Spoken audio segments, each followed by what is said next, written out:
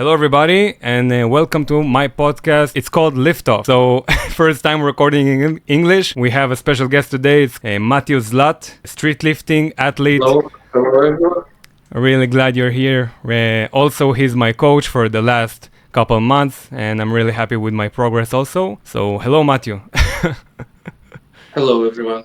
Nice to be here. So, how old are you right now? I am 25. Yeah, it's that age where you're not really young at this point, but not really like getting old either. So it's like somewhere in the middle. But I still feel like I'm 19, basically. I still cannot come to the realization that I'm already 25 years old. It's crazy how time flies. Yeah, probably the mindset of 19 also of or 25 is pretty different maybe, or for you it's like stays almost similar. Well, I try to keep the fury and the passion of a 19-year-old, but combine it with an experience and knowledge of a 25-year-old. And so far, it's like working pretty well. You were born in Russia, right? Yes, I was born in Moscow. When did you start sport, like first time ever? I never really did sports seriously as a child, although I was pretty gifted. Like on the physical education classes, I always ran very fast. And the fun thing was that I was really good at running, but never really good at pull-ups or push-ups and stuff like this.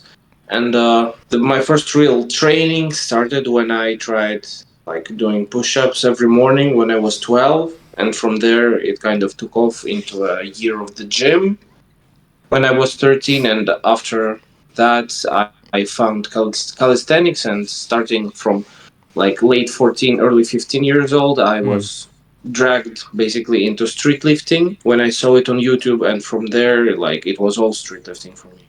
What is the first like athlete you saw in street lifting that encouraged you to go on that path? Well, I remember the exact video that made me try weighted pull-ups and dips, and it was actually like the guy wasn't even a street lifter. It was a training montage by a guy named Calisthenics and Weight Training on YouTube. Okay. And basically just a bunch of training clips where he's doing weighted pull-ups, weighted chin-ups, weighted dips, different kinds of push-ups, running, squats, whatever. So just general strength training. But I like the idea of doing calisthenics but with added weight. So I really like the idea of calisthenics, just controlling your body and having strength that is applicable to actually moving your body in space, not just lifting weights. And at the same time, I really like the simplicity and understandability of progression in movements like bench press. So the progress there is really simple. You just add weight or reps, and it's really easy to track, and it's really easy to predict. It's not like with normal calisthenics where you cannot really put a number on it. Like you can maybe hold a certain position for a certain amount of seconds, but it's never really clear when you can move up a progression, for example. So the progress is not that predictable. And with the weighted calisthenics, I found that super nice middle ground. So I can move my body through space, get decent strength carryover to like normal calisthenics, and at the same time I can progress reliably and I can track the progression precisely. You can say that you And also have like a mini tweaks that also make the progressions better in street lifting. Like if you have a planche, for example, in calisthenics, and if you do PPT, so it helps you more with the position. So you have stuff like that also in weighted dips and weighted pull-ups? No, not really. I do not do form progression, so I do not use it as a progression. I can train different form variations, but I will train, like, I will consider them different variations or different movements even, and I will program accordingly, but I will not progress from one variation to another. I will keep the same variations and just progress in weight or reps. Cool. So how was growing up in Russia? Like, you ever had like you ever tried like alcohol or weed? Did it call you when you tried it? Actually, I was growing up in Crimea at the time when it still was Ukraine. I was in Sevastopol and I spent all of my childhood there. But it's basically the same thing, although Crimea is far into the south, so the climate was much better than continental Russia. Mm. And no, I have never tried alcohol. I have never tried Wh- smoking. I'm super clean from all that. Wow. So you ever had like friends that do it and they try to give you, but you like strict? No, I never had such friends. Like my friend circle was always pretty small and pretty high quality. Nice. Really nice. First moment you hit like a big weight dip. You felt like it was a progress of something in your life? Maybe it's what was your feeling behind it? Well, I always cherished my progress, and with weighted dips, like when I first started dipping pretty heavy, it was like it wasn't actually my main focus. Like at the beginning of my journey, I was pretty pull focused, but still, dipping heavy, like it's always an accomplishment. Like when you hit a new dip PR, it's always like a feeling of achieving something significant. Yeah. It's a great feeling. Yes, it definitely carries over to the feeling of progress in general life for sure. Mm. Did you ever try gym also in the start, you say? I did it when I was 13, and I was actually pretty decent at that. And I actually benched 105 kilos Oh, at wow. 13. 105. You had the recognition of like eating well. Like YouTube had shorts or stuff like that that you could watch and say, okay, now I eat this kind of chicken and I get big, I get stronger. Well, well, at 13, I was just eating whatever my grandmother at that time would put on the table. So it was actually pretty nice. Sounds like nice life. Just But yeah, I started really tracking my nutrition only very recently, like only a couple of years ago. and you can say it helped you the tracking. Massively. It's like it changed my life for sure. And wow, now you track each day all the time. Yes, although I don't really have to track each day because I usually just set a certain theme. For example, I eat the same stuff every day, so I have to just count all the portions once, and then I can just repeat it day after day without actually putting all of it into the tracker. Oh yeah, because you already know what's the macros of it. So if you eat the same, so yeah, nice. Yeah, I just repeat it from day to day, and that's it. Hmm. Did you always want to like participate in competitions of street lifting, or it was like on the go? Well, I like I was never super like competition oriented. For me, the main thing is my actual PRs in training. It's the most important thing for me, and the competition performance is a close second. Interesting. But I value I value absolute strength, and I can really show my absolute strength only at home because in competition it's always different equipment, different conditions, travel, judging, all this stuff. And of course, competition PRs are super valuable because they are very comparable to other athletes, and you can always know for sure that your lifts are valid if they are judged by a professional team. But for me, my training PRs are still more important because it's just a part of who I am. You ever tried doing skills in calisthenics? Yes, and I was actually, I guess, decent at that. I could do stuff like pretty crappy, but at that time it was standard form one arm front levers. I did iron crosses. I did like decent front lever stuff, front lever pull ups. My one arm pull up was really good. You think you can Plank, combine skills plank and never, planche? What would you say about planche? never was. I was never good at planche. Like my best straddle was like 3 seconds with bad form. When it comes to combining, I tried it in the first couple of years, and I quickly found out that if I wanted to be really good at weighted, I have to specialize and ditch the skills. Hmm. So I did. You think everybody needs a coach, maybe in the beginning or every part of process? Like, did you have a coach in the beginning when you started? Uh, I had a personal trainer when I was going to the gym, but I think I would have done just fine on my own, Hmm. honestly. And I don't think that everyone needs a coach. There are people who are just capable of coaching themselves on a very high level, and I think I'm one of them.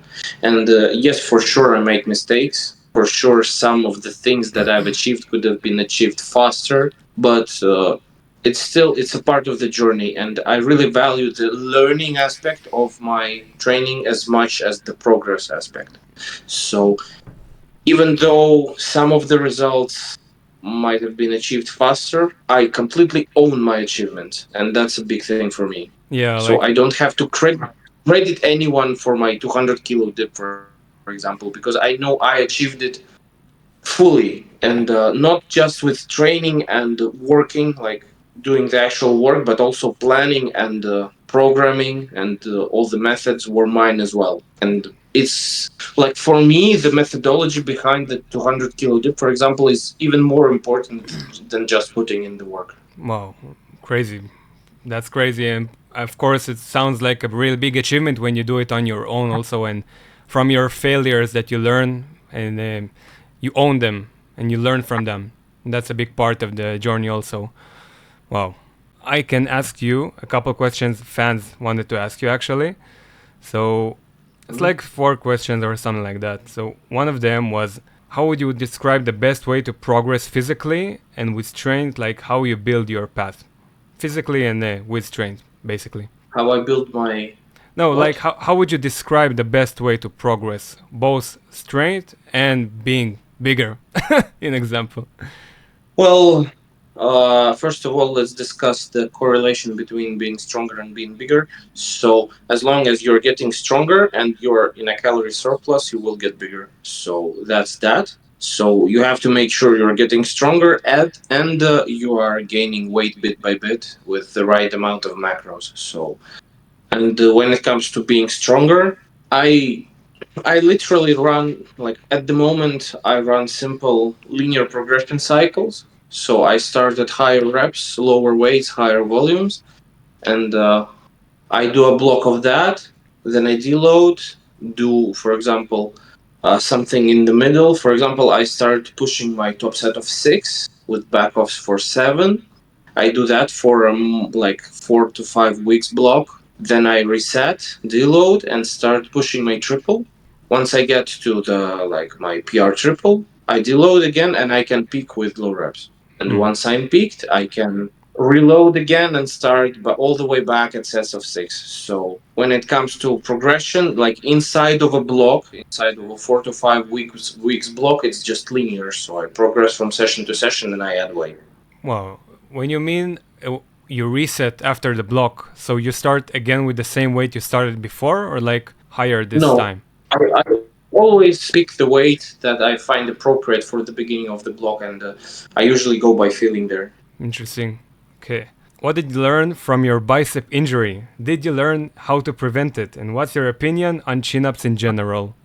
Well, yes, I definitely learned how to prevent it, and from that point, I do all of my pulling dead stop, as you probably noticed. So, all of my sets of pull ups, chin ups, anything like pull up related is dead stop. And this is done, first of all, for repeatability purposes. So, all of the reps are the same and are not influenced by swinging, but also to prevent this type of injury, because essentially what caused it was that I was doing a lot of non-stop heavy chin-ups and I Mm. wasn't looking at the bottom, and this basically led into a lot of wear and tear on my bicep tendon, because if I was relaxing at the bottom and looking out, the load would have gone from the bicep tendon into the, like, bones, Yeah, but okay. I didn't take the load of the tendon, and it got deteriorated over, like, several weeks and months of such training. So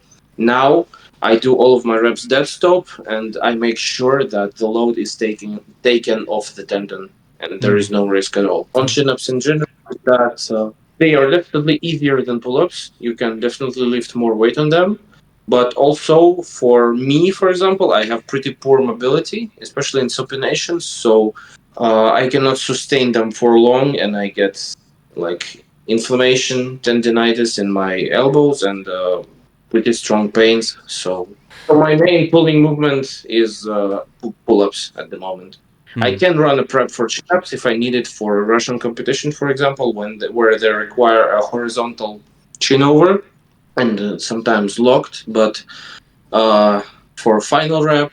And I just love pull-ups more than chin-ups. Chin-ups feel like they're easier, and the results don't feel quite as valid when you get them.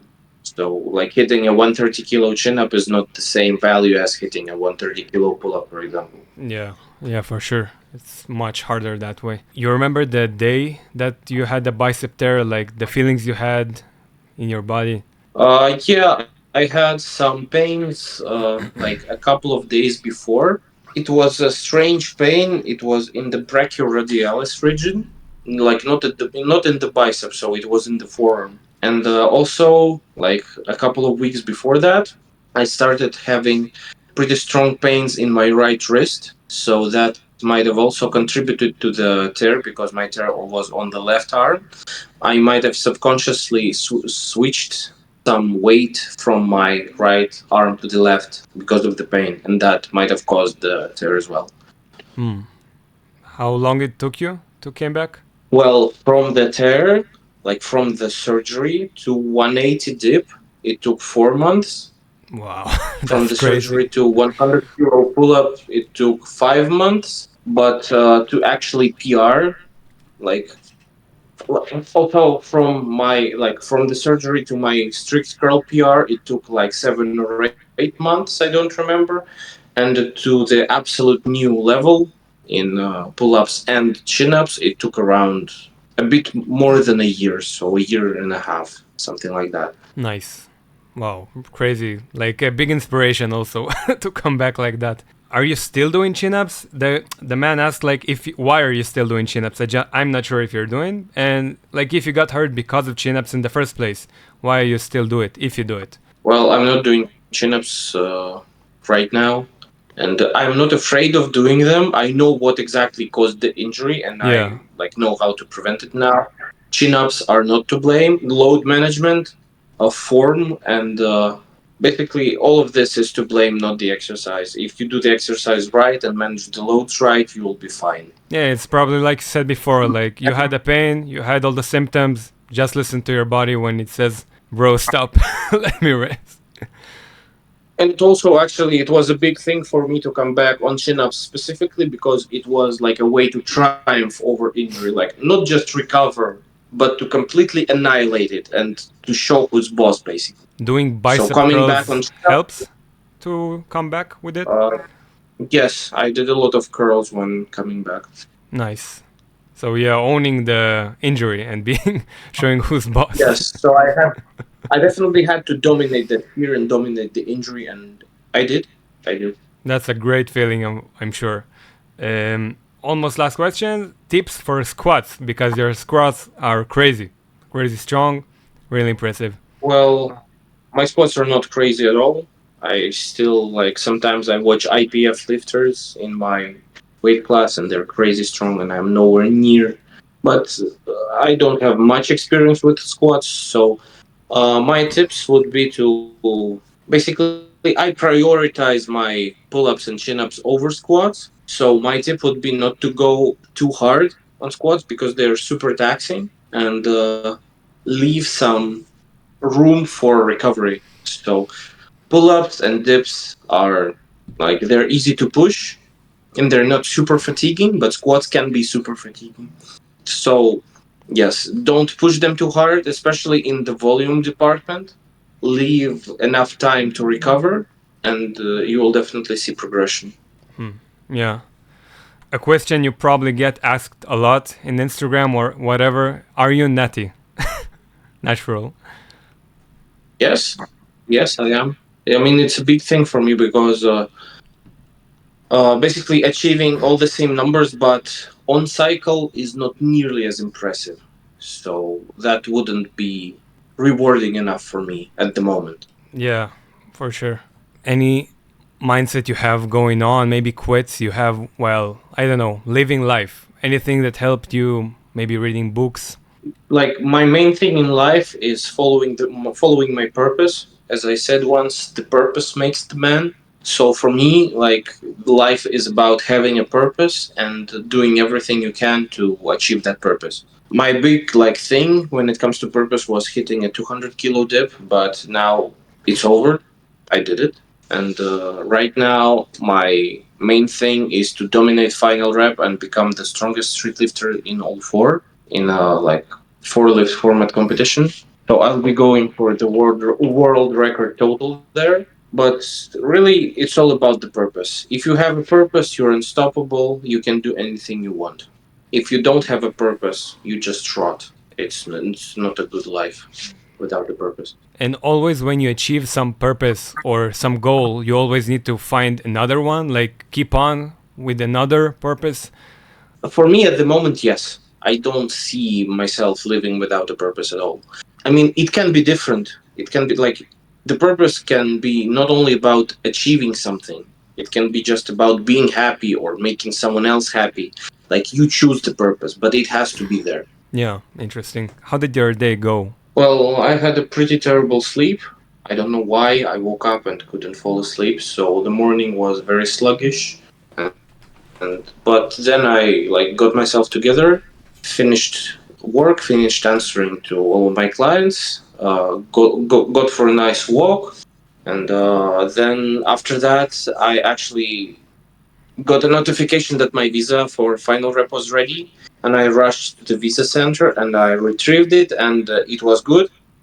I got the visa, and now I'm super happy. Yeah, for sure. So I can certainly say that this day was really nice. I wanted to ask if you ever worked something else except coaching. Not really. I never had to. Cool. So right now you only coach and your life mostly is like about training hard, like being for the clients, answering them, and with the goals in your mind. Exactly. Wow. Sounds like a simple life, but really meaningful. Like, Very simple life, yes, and I enjoy it a lot. I don't see myself living any other way. yeah. When you fly abroad, when you meet like a lot of new athletes or athletes you already know, do they like accept you also as a good friend? Are they also happy to see you? It's a funny question, yeah.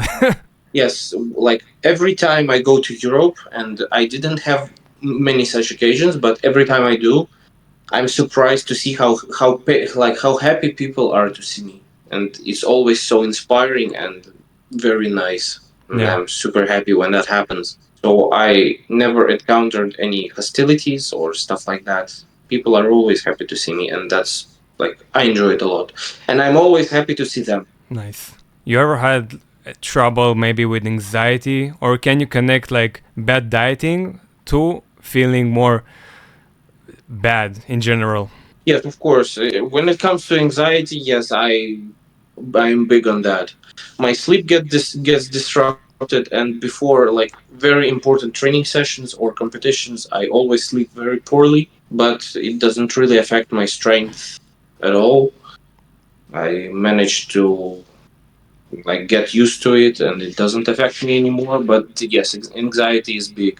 But I think that without this anxiety, without this charge of energy, I wouldn't have had these strength gains in the first place. You have to like it has to be important in your mind, and you have to feel challenged. You have to feel that adrenaline rush before you do something big, before a big lift, before a big competition. Or else, if you just don't care, then how can you expect to achieve something big?